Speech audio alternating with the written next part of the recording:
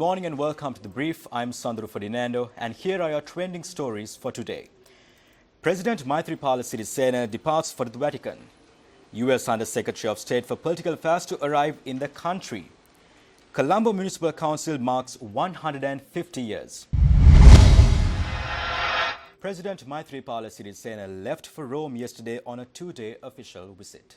Issuing a communique, the President's Media Division said that President Maithripala Sirisena left for a visit to the Vatican on an invitation extended by His Holiness Pope Francis I. This will be the second meeting between the President and the Pope since the visit of the Holy Father to Sri Lanka in January. Following the meeting between the President and Pope Francis, Archbishop of Colombo, His Eminence Malcolm Cardinal Ranjit, said that the Pope had commended the President for his charm and simple lifestyle and that those qualities are exemplary to the world leaders of today. The Foreign Ministry says that the U.S. Under Secretary of State for Political Affairs, Thomas Shannon, will arrive in the country today on a two-day official visit. The Government Information Department said that he will be accompanied by the Deputy Assistant Secretary for South Asia, Manpreet Singh Anand. During his stay, Ambassador Shannon will meet with senior government and parliament leaders, business leaders and civil society, as well as tour a U.S. aid-funded livelihoods project in the Eastern Province.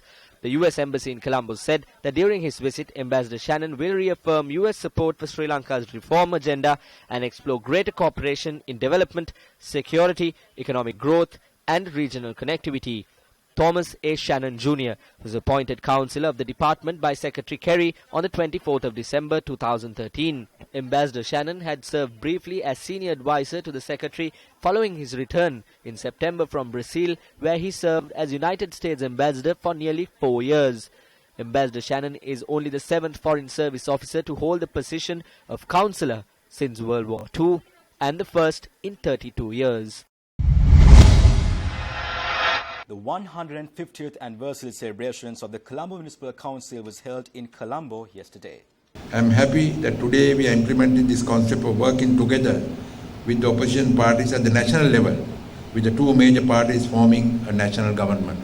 I am also happy to state that the government is taking necessary steps to change the electoral system and to introduce the vote system.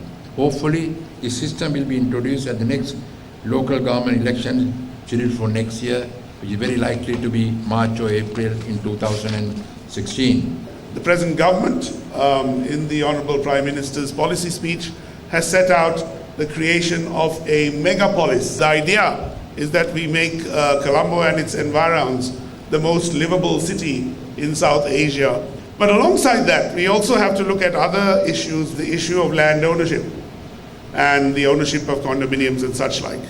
The most important aspect of futuristic cities, the necessary existence of a hinterland. We have to clarify our land laws, but we are lucky we are having big investors like you've seen the Shangri-La Group. We have the prospect of China Harbour Engineering Corporation coming in and building a 3 square kilometre port city. The Colombo has emerged as one of the fastest growing destinations in Southeast Asia.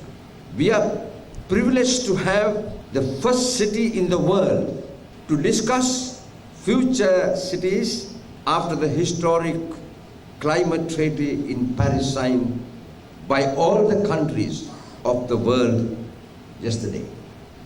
Colombo, amongst the major cities in Sri Lanka, needs to draw a coherent strategy that sets clear priorities for creating a better home for tomorrow.